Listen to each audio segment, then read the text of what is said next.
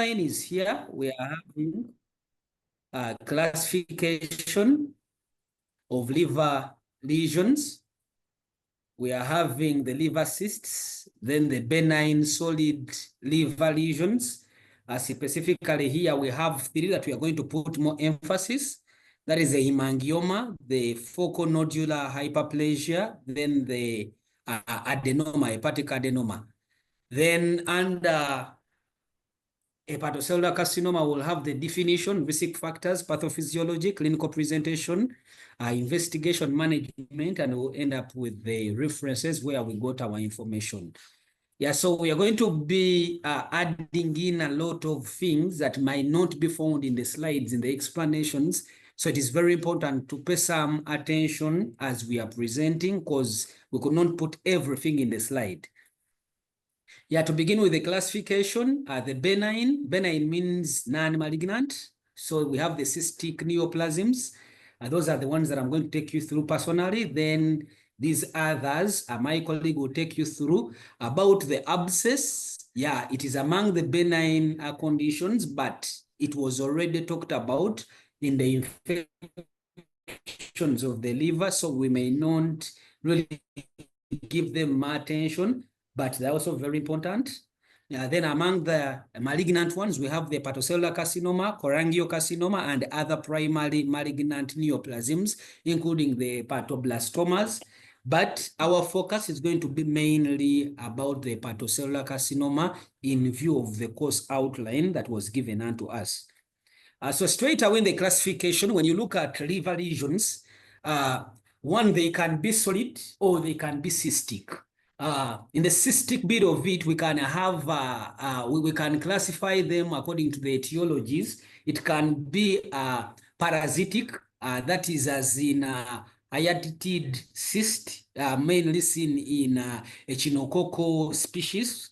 Then it can be non-parasitic. So we can have a simple in there. We can Sorry, have. can I see your outline again? Can I see your outline? Yes, it's here.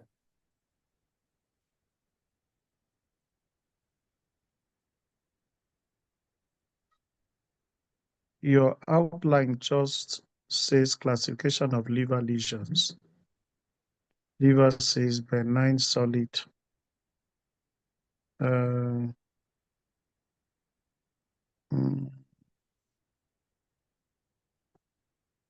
Well, this outline needs, what's your topic? Go back to the topic.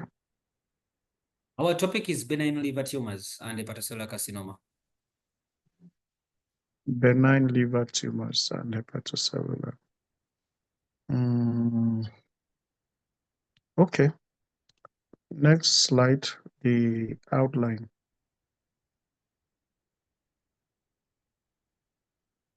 Actually, by way, this outline should actually have an introduction where you will talk about liver tumors, liver conditions in general.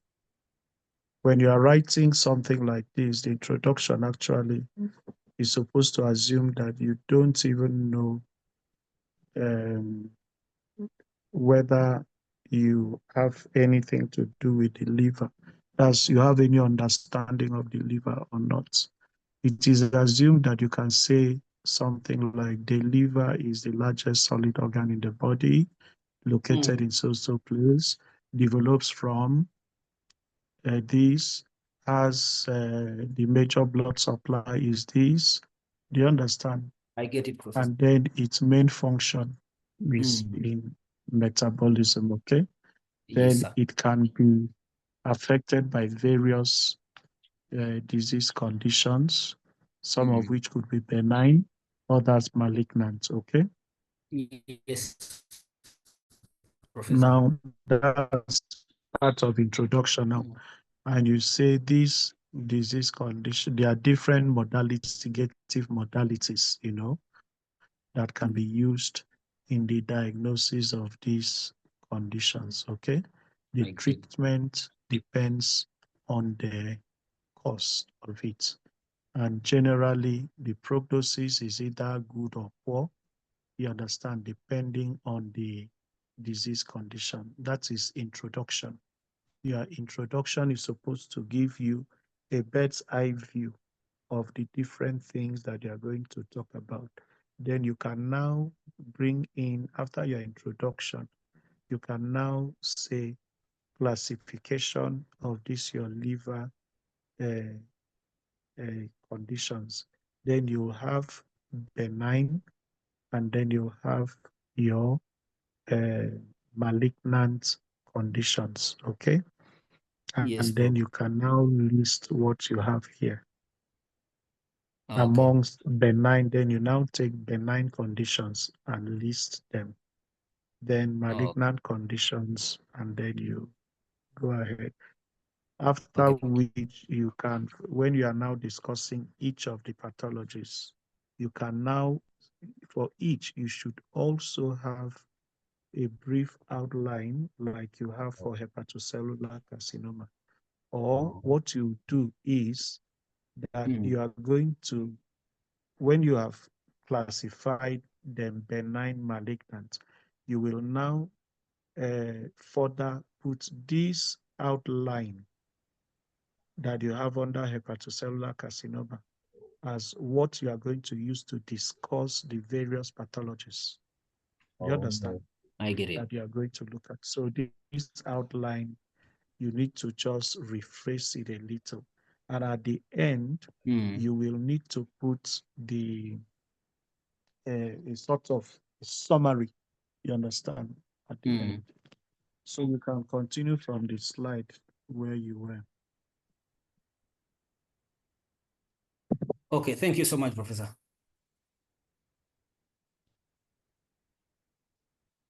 Yes, so I'd already explained this. So this one shows us the breakdown of how they come about. Then among the solid, we can have the inflammatory that will give us the abscess, bit of it, but we already described them in the previous lectures. Then in the tumors, we have the benign that our main, that is the hemangioma, adenoma, and the focal nodular hyperplasia. Then among the malignant ones, we have the hepatocellular carcinoma as the most common primary liver tumor in adults. Then secondaries can come as a result of metastasis, since the liver receives a lot of blood from the gut, so it acts as a filter. So it has a higher risk of getting malignant secondaries from other organs.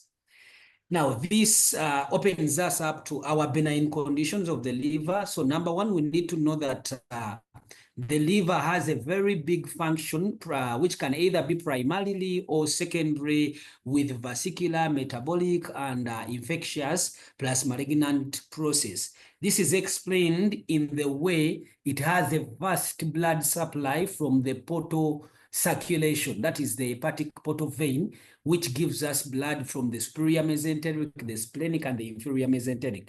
So in case of any metastasis, it is going to be filtered within the liver and will have a malignant process going on. Once we go to the benign lesions, these are the most common. And due to increased modality of ultrasound scans, the percentage of numbers is increasing, because now we can find these benign conditions incidentally as we are doing our ultrasound scan.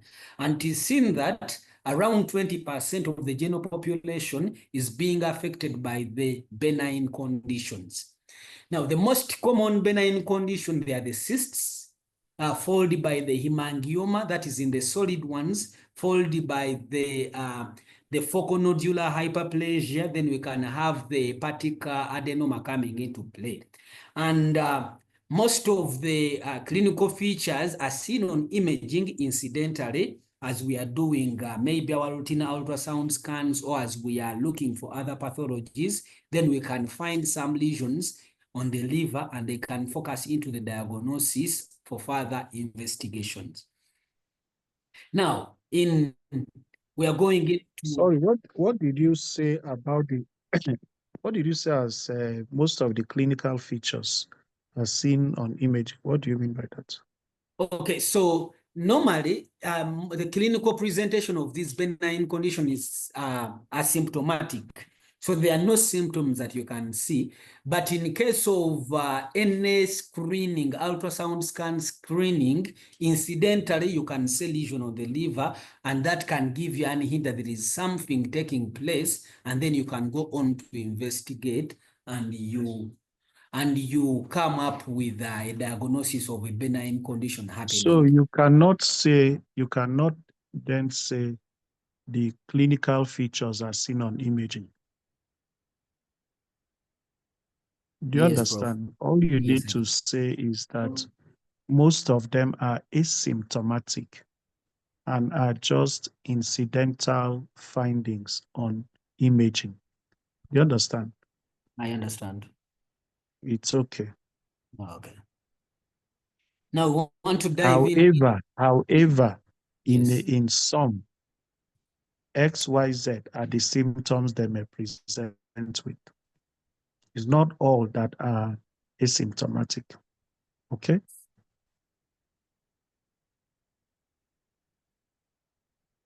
Okay. Thank you, Professor. So we want to dive into the specific lesions, that is the liver cysts. They are very important to understand. And these are the most frequently encountered liver lesions. And their causes, they can be primary, that is congenital, and that gives it gets the name of being simple, or it can be secondary, which can be secondary to trauma, it can be secondary to infection, that is the abscess, pyogenic, and parasitic, that is in amoebic, or it can be neoplastic disease. So classification, we have the simple ones. We have the simple or congenital. It is known as congenital cysts because of its characteristics that in most cases they originate from the biliary system, and they are single. They are benign. That means that they do not have a malignant potential. They lack communication with the biliary tree. They lack septations and contain serous fluids. And they are reported to occur in about 5% to 14% of the total population, with the highest prevalence in women. So we see that women are mainly or are more affected by these cysts and also the other benign solid conditions. And one of the other also risk factor that is implicated in them is the use of contraceptives, but that one is going to come up so much in the solid benign conditions. What are some of the clinical features? As we already described with the professor, most of them are symptomatic. So that means that there are no symptoms that you are going to see. So probably we can diagnose them incidental on ultrasound scan or CT scan. And if at all they are symptomatic, what we see normally, they are the pressure symptoms that can come in. And this is seen mainly in larger cysts. That means that they are more than 5 centimeters. And some of the clinical features they present with, it is abdominal discomfort or abdominal pain, more so localized in the right upper quadrant, that is in the right position of the liver. Then they can also present with nausea, bloating, early satiety. Early satiety comes in such a way that if it is large and compresses the stomach, so the patient can get satisfied easily. Yeah, that is the early satiety, then hepatomegaly on your physical examination. So what are some of the causes of cyst rupture? And once they rupture, they can cause peritonitis. Then we can have hemorrhage within the cyst.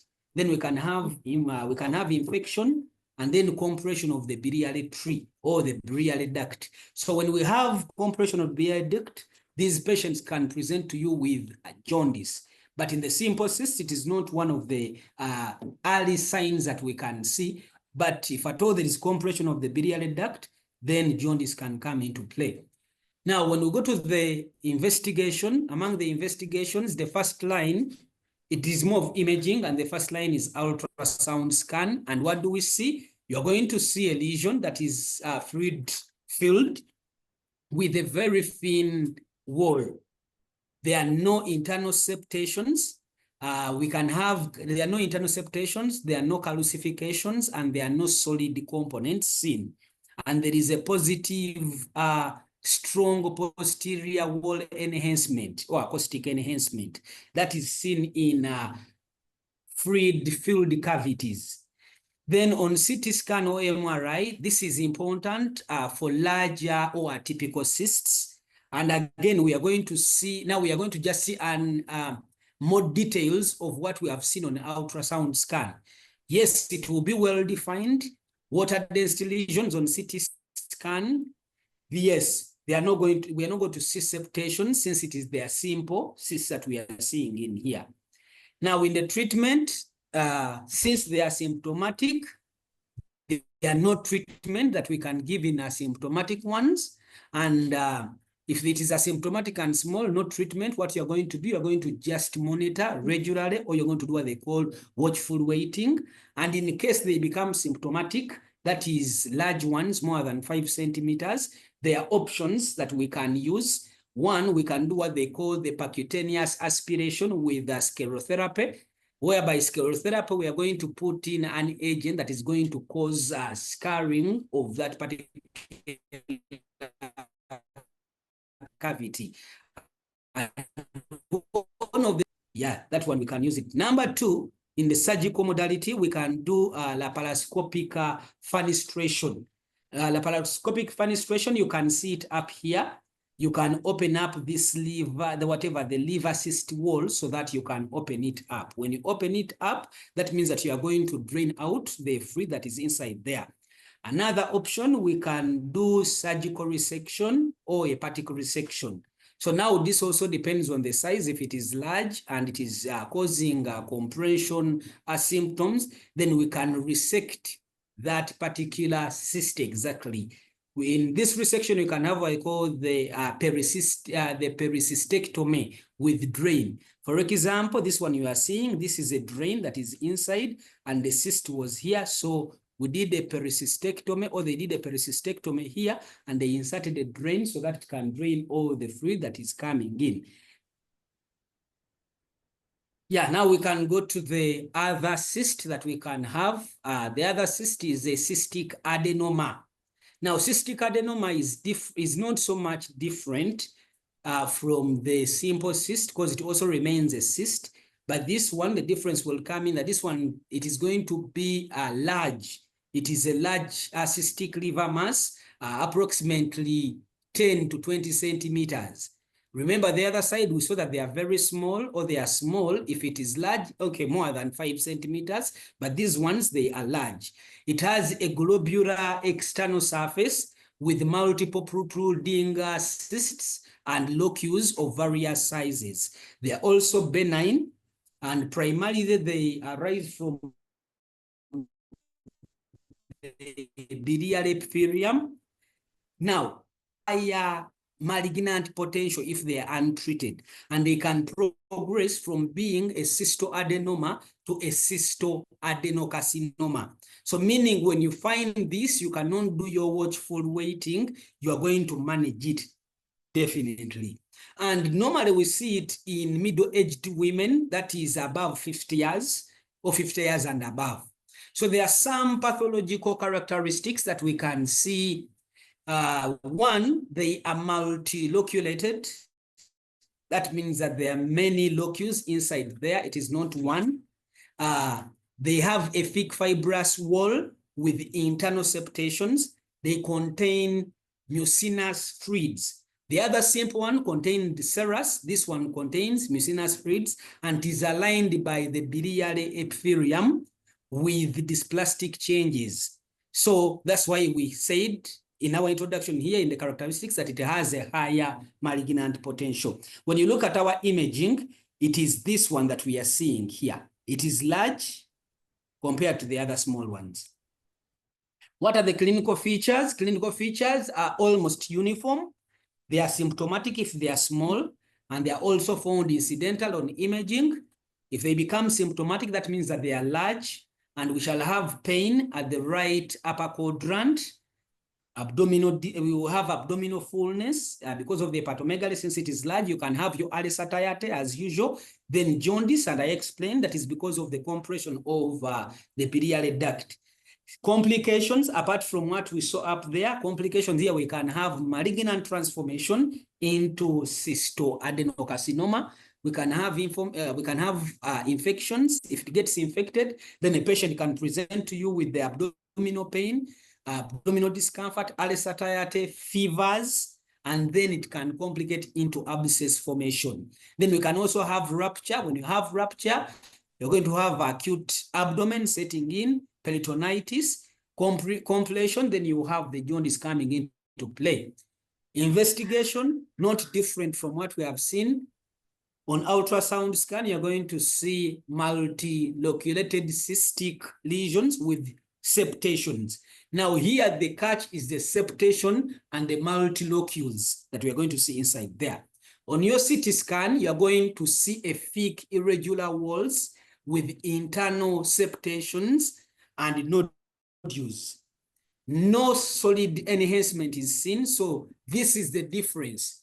It differentiates from this cystoadenocarcinoma because this is not solid. It's not going to be solid, yet the adenocarcinoma is going to be solid. On MRI, you can also do MRI. This one will give you the best characteristics. On your T2, you are going T2 hyperintense because it is fluid filled, enhancing septations and a thick wall. Now, since this one has a higher malignant potential, we also go on to do what they call the tumor markers. One, it is the carcinoembryogenic antigen. You're going to find it increased. That is for the sake of cystoadenocarcinoma, but it is non-specific. Then you can also do the CA19-9. That is also going to be elevated. So the reason why we do this is to rule in or to rule out cystoadenocarcinoma. So when you do your investigation and you find these tumor markers elevated with a difference in the CT scan or MRI, or CT scan, and you say solid instead of a fluid, then you will just know that you're with the adenocarcinoma, that is cystoadenocarcinoma. But again, the definitive diagnosis is done on biopsy, but rarely do we do it because there are higher potentials of seeding, that is a translocation of the malignant cells into other parts of the body. So rarely do we do biopsy, but what can give us the results, the definitive diagnosis, is the biopsy. Now, under treatment, what do we do? Treatment here, it is surgical because of its higher malignance potential. And what we do, it is called complete excision. You're going to remove the whole cyst with even the surrounding liver tissue. So one of the things we do, it is hepatic lobectomy. Lobectomy, we studied it in the principles of resections. You're going to take the whole lobe. If it is on the right, you're going to take the whole right lobe. If it is on the left, the whole left lobe. Then we have what they call the segmentectomy. It is recommended due to higher risks of malignancy. So you can take a whole segment. I'm sure we know that we have the 8 segments, 1 up to 8. And when you are going to do that, that means you're going to take a whole segment, very important.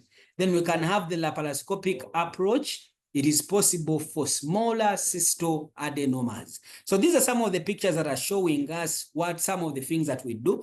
This is a wedge biopsy. Normally, this one is done when you just take a wedge resection. It is normally done when you want to do your biopsy, segmentectomy. Here you are taking a whole segment. This would be our segment 2. This will be our segment 3. So this is taking the whole segment. Here, this is lobectomy. You are taking the whole lobe, the left hepatectomy. Then here it is right. This can be extended as you see in this picture. Now we go to another cyst. This is called polycystic liver disease. So this one, it is not any different from the simple, the congenital. But the only difference comes in that this time, the other one was 1. These ones are going to be many. So these are going to be more than 1. That's why it is called the polycystic. And normally this one will present with hepatomegaly in the right upper quadrant, and then pressure symptoms will come in. So something about it, that this is a rare genetic disorder with multiple field cysts in the liver. It occurs sometimes it occurs in isolation, or it can occur in combination. What do we mean by isolation? It can come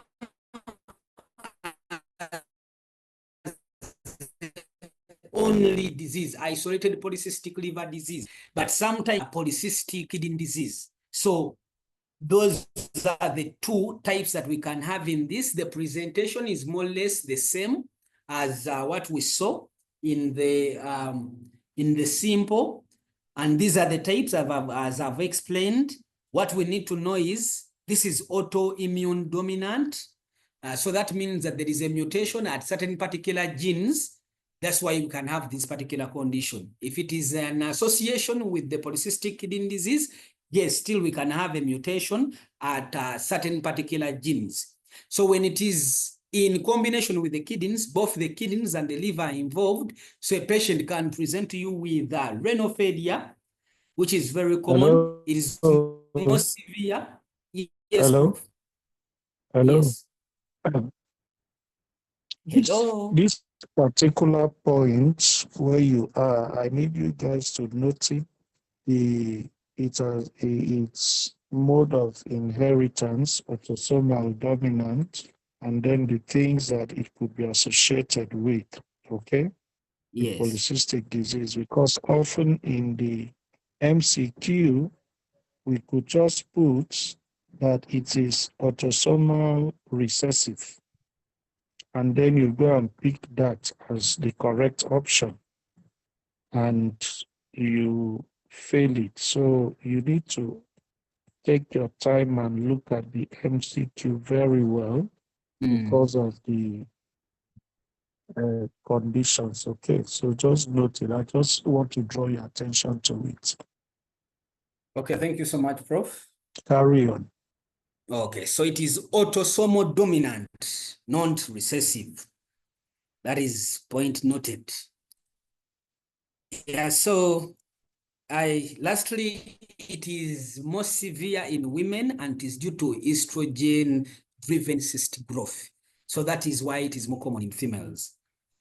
Yeah, now we go into the last one among the cysts. This is very important. I believe all of us really need to understand hydatid cyst. It is also called echinococcal cyst. It is a parasitic condition or cystic lesion. It is caused by echinococcal.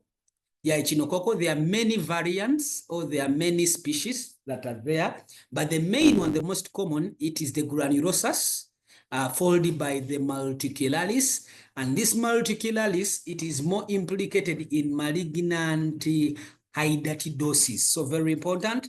Other variants or other species, we can have the vulgari, very important to note. And what we need to know here is that this hydatid cyst, it mostly affects the liver, 75% is the most common site, followed by the lungs. But that does not exclude out other structures or other organs of the body. It can affect any other organ of the body, but the most implicated ones, that is the liver and the lungs.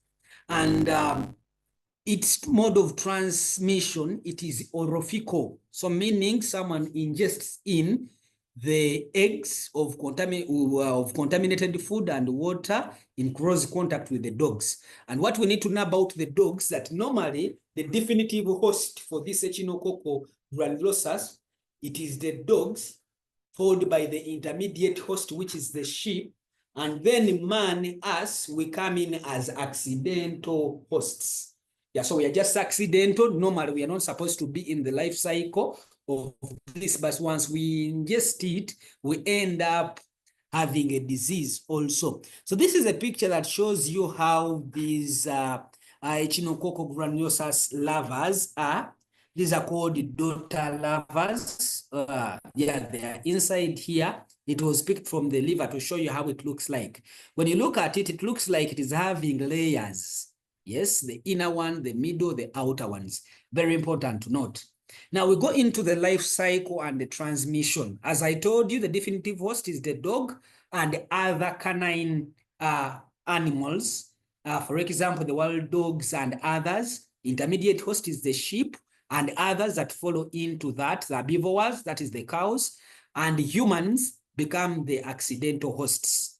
Mode of transmission, orophycal, as it is seen, and we see that we ingest the eggs into our intestines, They are going to form larvae, which are going to travel through the blood streams. And in the blood streams, as I told you, the GI, it is being drained by the hepatic portal vein. So meaning all these larvae through the bloodstream, they are going to go into the liver, resulting into formation of these cysts. Then about the lungs, why we're talking about the lungs, some of the blood supply coming from here, it is going to go into the inferior vena cava.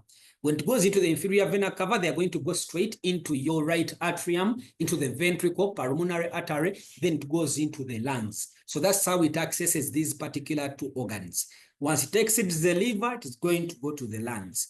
Now, this is a pictorial presentation of how it comes in. Now, this is the adult larva in the small intestines at number 1. And in your small intestines, now it is going to, this is the infective stage. It is the egg. That is the infective stage that you are going to digest as a human. When you digest it, it is going to cause the calcifier hatches, penetrates into the intestinal wall. It goes into your bloodstream. It goes to the liver, as we see here, liver and the lungs and other organs. So this is the diagnostic stage. At this particular point, when it is in your liver, then it can go to form the protocercoly, that is from the cyst. Then it can form the cercoly, attaches into the intestine to understand it. Now, the clinical features are still, as usual, it's going to be asymptomatic. That is in the early stages. That is with the small cysts. And is going to be found incidental on imaging. If it is symptomatic, that is for larger ones or complicated cysts. You're going to have intra-abdominal mass, hepatomegaly, right upper quadrant pain due to the cystic expansion, nausea, vomiting, bloating, and pressure symptoms will come into play. Yes, compression of the diaphragm resulting into your respiratory distress, dyspnea, and others. So among the complications, you can have a rupture. This is one of the most feared one. And this rupture, it is intrahepatic rupture. And when it happens, we can have anaphylactic shock because of the releasing of those cytokines, the histamine, and all other intracellular components. So it will be sudden, result into severe allergic conditions due to the cystic fluid spillage.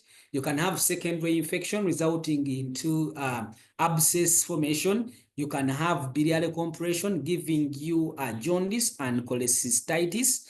You can also have lung cysts coming into play. If secondary to spread, then the patient can appear to you with cough, dyspnea, and hemoptysis. Now, diagnostically, what do we do? Automatically, the gold standard here, it is your imaging. Yeah, you're going to do your imaging, that is ultrasound scan. What is it going to show you? It will show you unilocular, that is one locule, or multilocular in the cyst with daughter cysts. You can have internal septation, giving you what they call the water lily sign. When you look at this imaging here, it shows you what they call the water lily sign. So it's like there is floating inside the fluid, inside there. So that is what you are seeing inside here. You can also see what they call the rosette sign. Yeah, the rosette sign, you look at it, looks like a rosette, you get it. And it can also look like, it looks like a comb, a big comb. Yes, structure, you can see it inside there. What you see this lighting here, it is the posterior acoustic enhancement that you can see. Then we can come back to the CT scan. This is for complex and large cysts. You can consider to use a CT scan, which is going to show you cyst wall calcification. Yeah, I'll show you one of the classification that we use down there in the grading. And this is one of the features that we see. Multiple daughter cysts within a main cyst. So still you can see a cyst within a cyst. That is more of the rosette sign that you can see. Then you can see no contrast enhancement, like unlike in tumors. So since this is not malignant, you don't see whatever contrast enhancement. Then another investigation that we do now, this is the confirmatory. Under confirmatory, you are going to do what they call serology. Under serology, you are going to use ELISA. ELISA can help you to show you the echinococcal antibodies. Yes, ELISA is having a high sensitivity and a high specificity of more than 95%. That's why we prefer it. But there are other modalities that we can also use in serology. For example, you can use the indirect hemoagglutinin test. It can also help you to make a diagnosis or to confirm. Then lastly, you can do aspiration. But this one, we are recommending that we should avoid it. It is only done if pair treatment is planned. What is pair treatment? I'm going to explain it as we continue, because there are higher risks of cyst rupture and anaphylactic. So that's why we avoid it. Then under treatment, since this is a parasitic infection caused by echinococcal, it can respond to some antiparasitic drugs. And the main one that we use, the drug of choice, is the albendazole with an alternative of mebendazole. Yes, it should be given for a period of 4 to 6 weeks.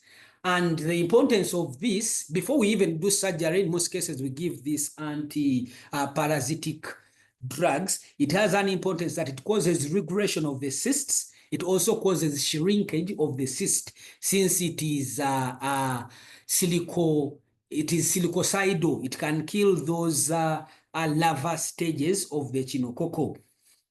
Then number 2, we can do the pair.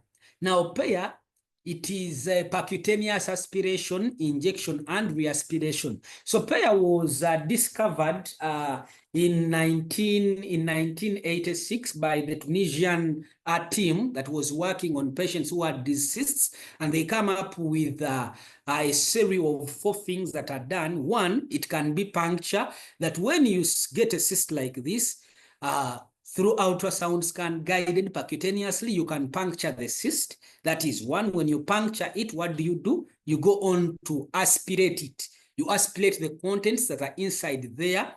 Then number 3, you do what they call injection or inoculation. Now you're going to put in sclerosing agents. And some of the agents that are used, we can use alcohol. We can use absolute alcohol. You can use 10% povidone iodine. You can use chlorhexidine. You can use formalin. You can use silver nitrate. Yeah, so when you put that particular agent inside there, it is going to cause lysis, or it is going to kill the agents that are inside there. Then lastly, you're going to do reaspiration. So that is the pair that we are talking about here. Currently, they no longer recommend it so much. So they recommend the pair with a D. I didn't put it here, but the D stands for drainage. I think I showed here pair in pericystectomy. You do the pair, then after you leave the drain to continue removing the fluids that are going to accumulate inside there. So what are the indications for this pair? It is done in a medium-sized cyst that is around 5 to 10 centimeters without biliary communication. I've explained here the procedure that is done, and there are some contraindications to pair.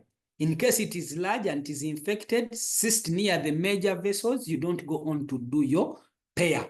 So grammatically here, it is showing you what I was describing. What I didn't just add in is the D of leaving a drain. Yeah, other treatment modalities, you can have surgical resection. This is very important. In case it is large and pair is contraindicated and it is a peripheral cyst, you can go on to do your surgical resection, where you do a cystectomy, which can be partial or which can be total. That means that you're going to remove the cyst while preserving the liver parenchyma or the liver mass. Very important. Then other modalities that we do, because when you remove your cyst or when you drain it, it can reoccur. That is one of the disadvantages of the pair. So what we do, we can do a cyst evacuation with omentoplasty. What does it mean? That you're going to remove your cyst and you're going to now pack with the omentum. When you do that, it reduces the chances of reoccurrence. Then pericystectomy is the most effective treatment. That means that you are going to come and you remove the whole cyst with the surrounding liver mass. So that prevents reoccurrence. Then other modalities that we can do liver transplant. That is in case of extensive effect to the liver and it has almost eaten the whole of it, we can end up opting for liver transplant. But rarely do we do this. And this is a pic that shows you already transplanted liver, showing you how the anastomoses are done for the different structures. This is my last slide for presentation. That is what they call the Gabi's classification on ultrasound scan. Very important to know. And there is some diagrammatic representation showing you how they are. We grade it from grade 1, grade 2, grade 3, grade 4, and grade 5. So very simple to understand. Grade 1, you're going to just have a pure fluid collection. For example, when you look at this, this is just a pure fluid collection. So there is nothing else. There are no debris there. There are no masses inside there. It is just purely mass with a very thin wall.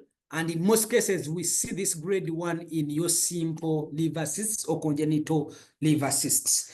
Then grade 2, yes, grade 2 it is fluid filled with detached membrane. So what happens? The membrane detaches from the membrane, that fluid membrane detaches and is going to be seen inside. So as if there are things that are floating on the fluid inside. So that gives it grade 2.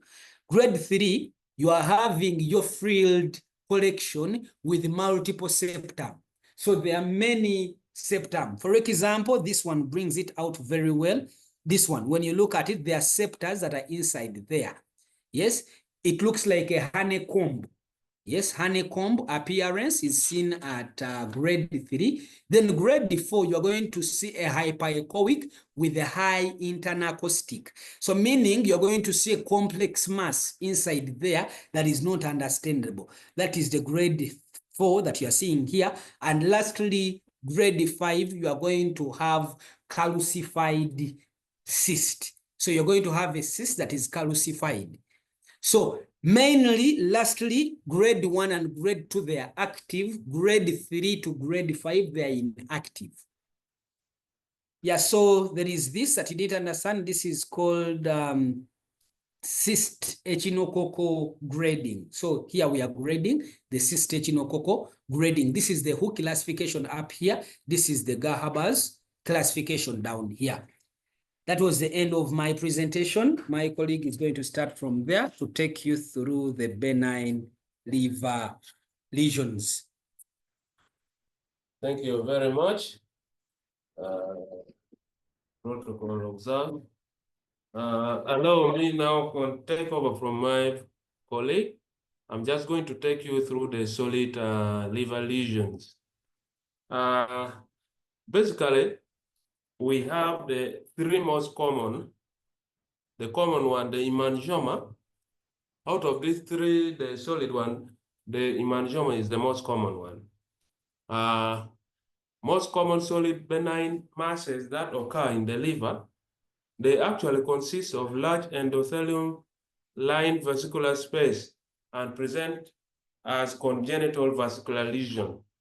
The only unique thing about it is that it contains fibrous tissue that around the vessel. Female are more affected compared to men, and in a population, it occurs between 2% to 20% of the population get this hemangioma. They range from small, the small one, they are normally less than 1 centimeter, to the giant cavernous hemangioma, which is about 10 to 25 centimeters. They are normally solitary and they are subscapular, occur majorly on the right lobe, and maybe with cavernosus, with cavernosus hemangioma at some site, such as the neck region or the head. You can have also hemangioma once it's there. Clinically, it is difficult to diagnose it. As it is present, it presents as what? Hepatomegaly. Most hemangioma are normally discovered incidentally. As we said, they are asymptomatic. However, large lesion can cause symptoms such as those are pressure symptoms to the adjacent organ. And because of that, you can have thrombosis, which in turn result into expansion of the lesion. And because of excessive expansion, it can easily rupture, though rupturing is rare. But if it ruptures, you present with bleeding. Treatment normally is by resection, by inoculation or formal hepatic resection, where it is occurred specifically. One thing that you need to know, hepatic hemangioma can occur as part of clinical syndrome like Klippel-Trenaunay-Weber syndrome, or Osler-Weber syndrome. These are congenital abnormalities. They are really very rare congenital disorder, whereby the Klippel, they normally present with vascular malformation, the soft tissue hypertrophy can be on the skin or the muscle, or there can be bone malformation, especially on the limbs, where you have limb discrepancy.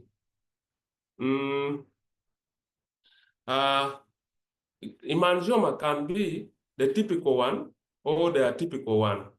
The atypical one are further classified as giant, can be flash filling or calcified hepatic hemangioma. The calcified, they normally have calcification of the lesion, while the hyaline type, they have hyaline, the vessel have hyaline lining on them.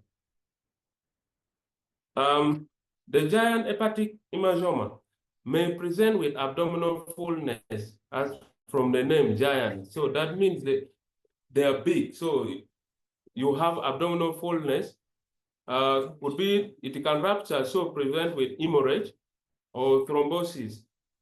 Or you have a mass effect. Mass effect, that means is depending on which organ is pressing on, it can present with pain or pain, or may also lead to left ventricular volume overload and heart failure due to increase in cardiac output. Further complications are Kasabach-Merritt syndrome, a form of consumptive coagulopathy, whereby the tumor normally trap platelets and destroy them. So, you know, platelets are very important in clotting. So, as that happens, you will present with a coagulopathy. Diagnosis of hemangioma. We have CT. On CT, we do a biphasic contrast. Now, a biphasic contrast CT scan, large hemangiomas show asymmetrical nodular peripheral enhancement. That is isodense with the liver tissue. So they look the same as the liver tissue. They look the same as the liver tissues, with large vessels and exhibit progressive centripetal enhancement over time.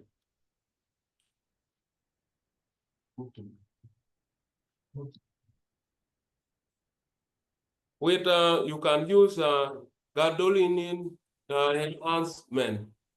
It shows a pattern of peripheral nodular enhancement similar to that seen on the contrast CT scan. With MRI, hemangioma are hypodense on T1 weighted images. That is the arterial phase. So now in T2 weighted, that is the washout phase, you will see hyperdense. It is normally hyperintense. Then percutaneous biopsy is dangerous for this one, as they have the tendency of bleeding. So if you try to do that, they can this patient the tumor can bleed. So it is not recommended. Ultrasound can be used, but is not diagnostic. However, you can use single photon emission, that is SPECT, can also be done. Microscopically, you can see endothelium line blood vessel spaces separated by a fibrous septa. On that pic there, you can see what you are seeing there. What you are seeing there is endothelium, endothelial lining. Go back to the previous slide.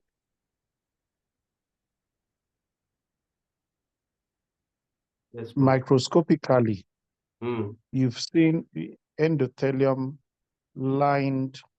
What were you explaining there? Okay, the blood vessels, they are lined with endothelium.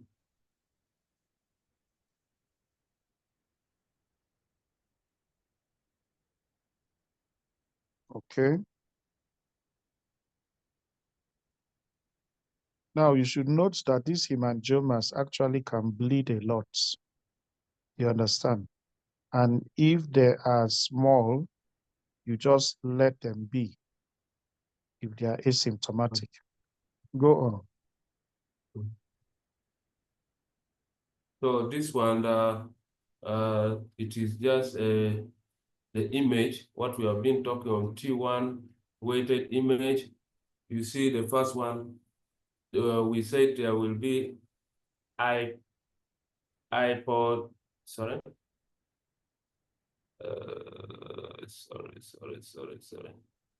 T1, we said there will be hypointense. So when you look at this, the first one on top, you can see the lesion is looking really, it is hypointense, that round part there. Then I think you can follow that later. So treatment of hemangioma, you can use transarterial embolization. That is, you can use you occlude the offending vessel supplying there. But the problem with it, there can be it can bleed much as you do that, because there will be the collaterals. The collaterals will supply, and then you can easily bleed. However, the aim of embolization is just to stop blood flow to the hemangioma. Surgery can be done to remove the tumor with part of the liver. Or you can also do a liver transplant. Radiotherapy is also indicated. Let's look at adenoma, hepatic adenoma. They are also benign solid neoplasm of the liver. For the hemangioma, Yes. is there no place for conservative management? Okay. Okay. Thank you, Prof. No, I'm asking you because you said treatment. You just gave those options. There's a place for conservative management. If they are small hemangiomas, you just observe and follow up the patient. You understand? It's not all of them that you have to go and do surgery. They are small, asymptomatic, not progressing. You just observe. You understand? That's the first thing you should say before you go into those other modalities. Okay? Okay, correct that. Adenoma is also the second solid neoplasm of benign neoplasia or what? Neoplasia of the liver. They are normally found in young women aged between 25 to 50 years. Commonly in people using combined oral contraceptive pills. And although they can occur in people who are not using those pills. One thing, histologically, adenoma lack bile duct gland and Kupffer cells and have no true lobules. However, they contain hepatocytes that appear congested or vacuolated due to glycogen deposition. Presentation may be abdominal pain. However, in 10 to 25% of cases, they present with spontaneous intraperitoneal hemorrhage. Hepatic adenoma also have a risk of malignant transformation. So, and the specific one, there will be a well-differentiated hepatocellular carcinoma. Our diagnosis as on CT, on contrast enhanced CT, it tends to have a peripheral enhancement with central progression. You can see on that pic there. And then on MRI, it has a specific imaging characteristic, including a well-demarcated heterogeneous mass containing fat or hemorrhage. Biopsy is required to make the definitive diagnosis in this case. It is usually recommended that large hepatic adenomas more than 4 to 5 centimeters be surgically resected due to it high risk of what?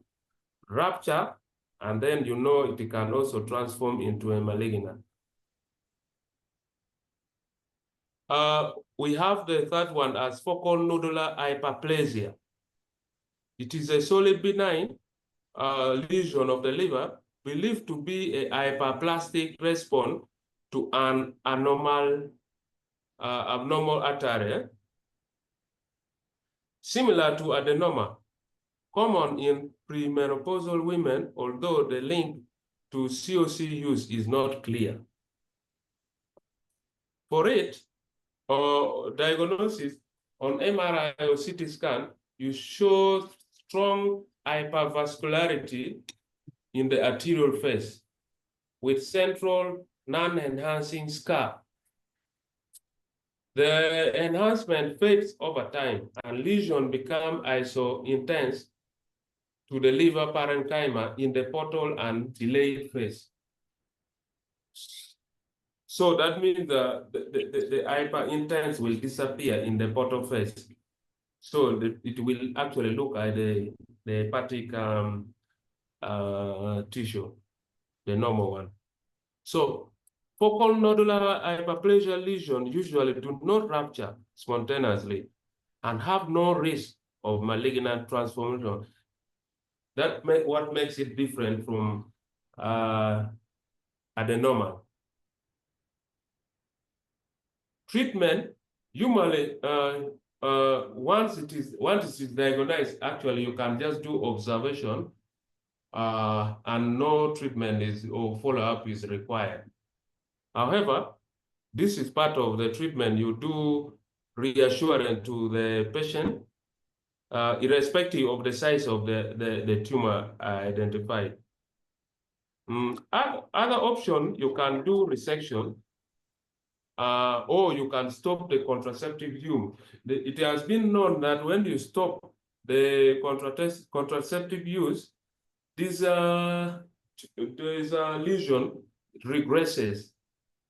But though it is not the case with what? Adenoma. So let's compare, since they look similar, let's compare how can we differentiate the two, hepatic adenoma and then focal nodular hyperplasia.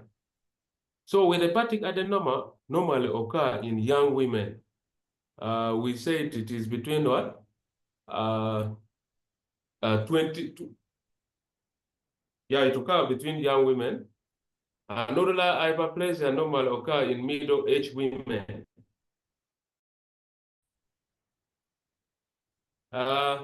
With hepatic adenoma occur in people using COC, but with nodular, it is not always the case. Adenoma are usually solitary, while focal nodular hyperplasia can be multiple. Yes, can be single, but you have possibility of them being multiple. Adenoma, hemorrhage, rupture, and necrosis can occur. While with focal nodular hyperplasia, hemorrhage, rupture do not really occur. Adenoma can undergo malignant changes, while with focal nodular, it is rare. It's actually zero. It doesn't go into malignant changes. Hepatic adenoma, if it is due to oral contraceptive pills, it can regress after discontinuing oral contraceptive. Otherwise, adenoma need to be resected. In addition to hepatocyte for focal nodular hyperplasia, it contains Kupffer cells. While this one, there is no Kupffer cells. In adenoma, there is no Kupffer cells.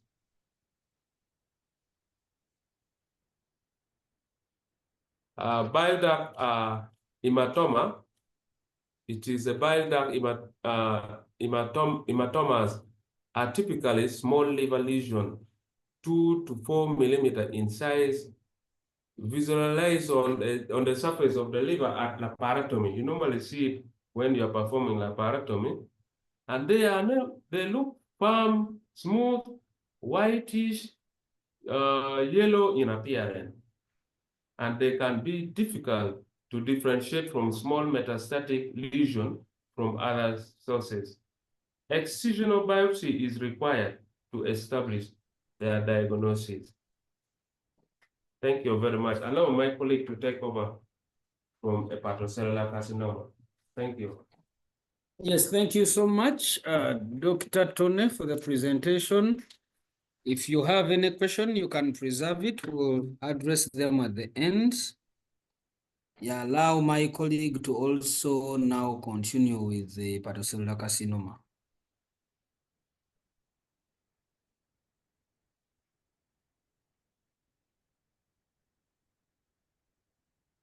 Good evening, colleague and professor.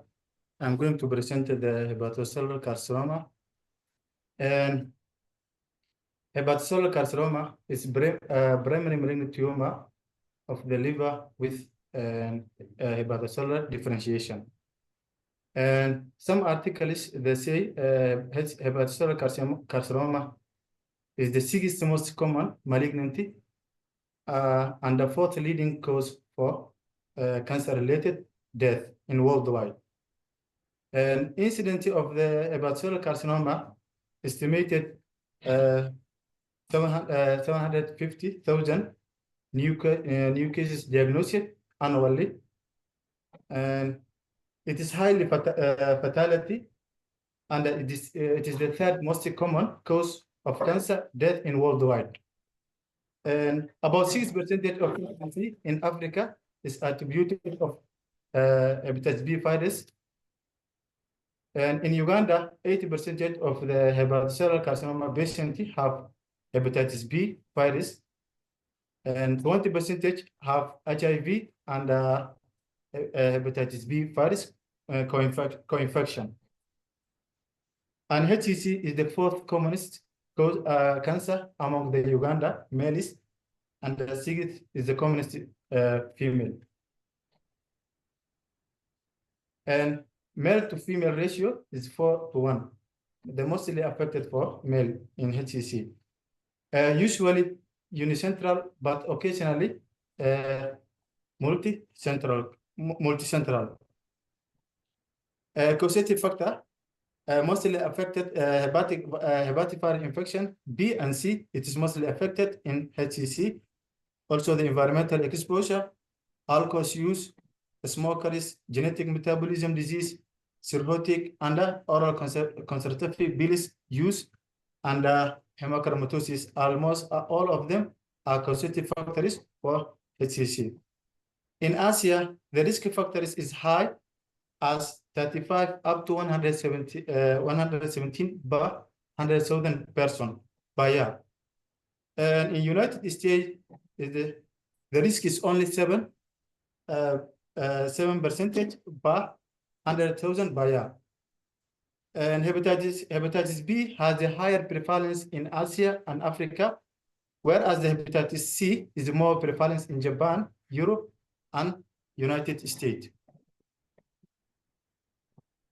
And the annual conversion rate is 2 to 6% from the liver cirrhosis to hepatocellular carcinoma. And chronic hepatocellular hepatitis C virus infection causes cirrhosis after that, and it causes the HCC. But hepatitis B virus infection is caused directly for hepatocellular carcinoma.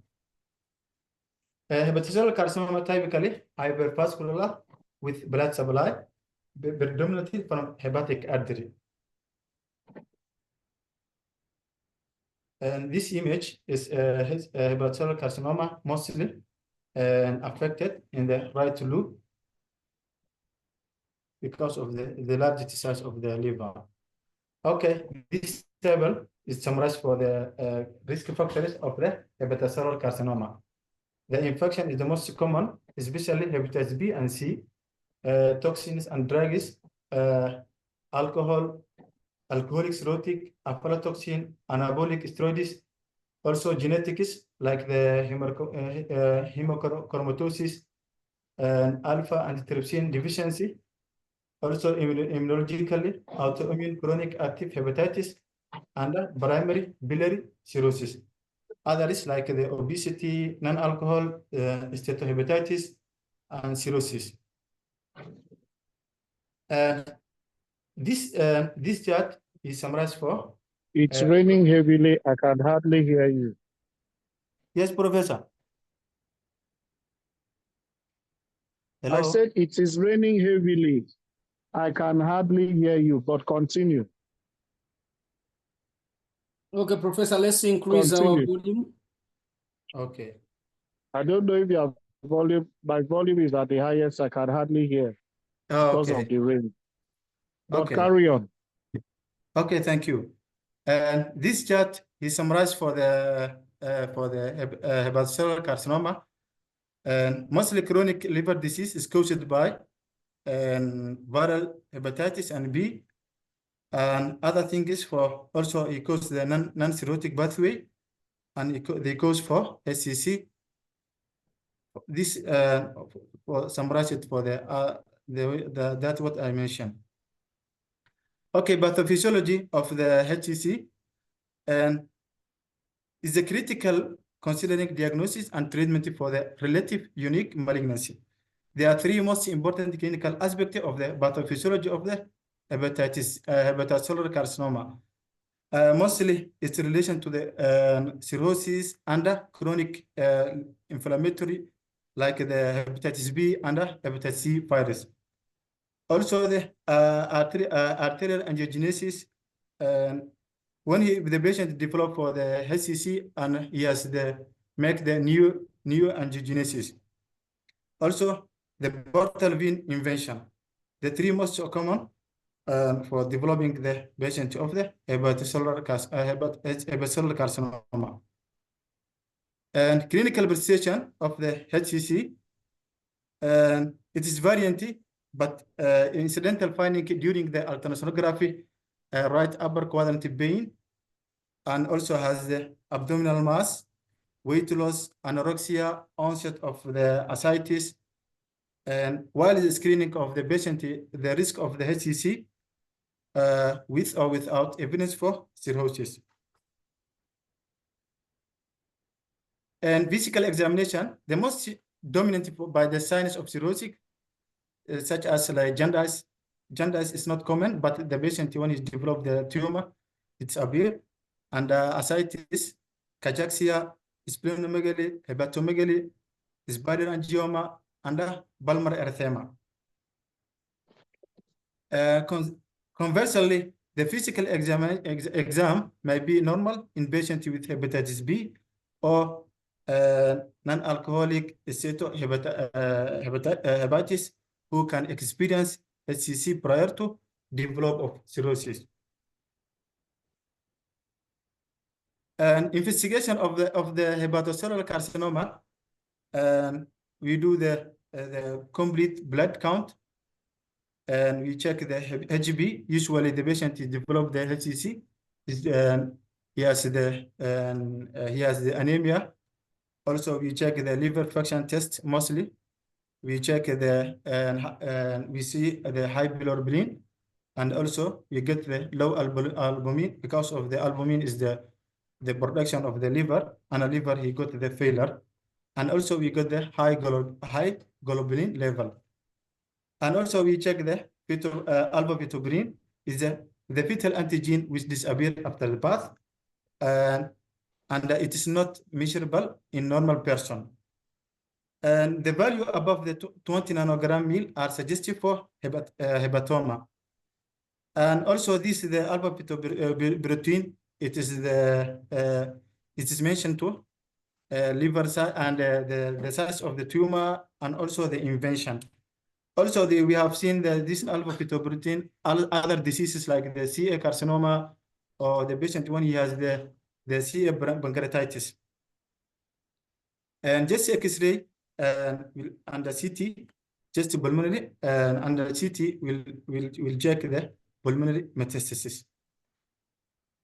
And abdominal ultrasonography, the findings is diffuse distortion of hepatic parenchyma and a well circumscribed hyper-echogenic mass, and has the hepatocellular carcinoma. Also, we have seen the mosaic pattern of the tumor with thin halo and a lateral shadow, nodular in the nodule pattern with separating fibrous septa and a posterior echo enhancement. Also, we have seen the tumor thrombi in the portal vein or the vena cava or hepatic vein. Selective angiography, it is done only if hepatic resection is planned. Also, MRI, it appears highly intensive intensity lesion like the hyperplasia or low intensity lesion. Okay, liver biopsy of the hepatocellular carcinoma will do only during the unresectable in case. Also, during the metastatic disease before the starting of other treatment, we will do the liver biopsy. Okay, also we can do the contrast CT of the abdomen. It's appears like the hypodense mass with internal mosaic in the early phase, and the late phase also will appear like the hypodense. For this image, when you see this imaging. Okay, this one, the Barcelona clinical liver cancer, the staging system for providing information of the prognosis and the planning for the patient treatment. Okay, we divide around the 5, the very early stage, and intermittent, advanced, and terminal. The early stage, we have the single lesion mass less than 2 centimeters and a carcinoma in situ.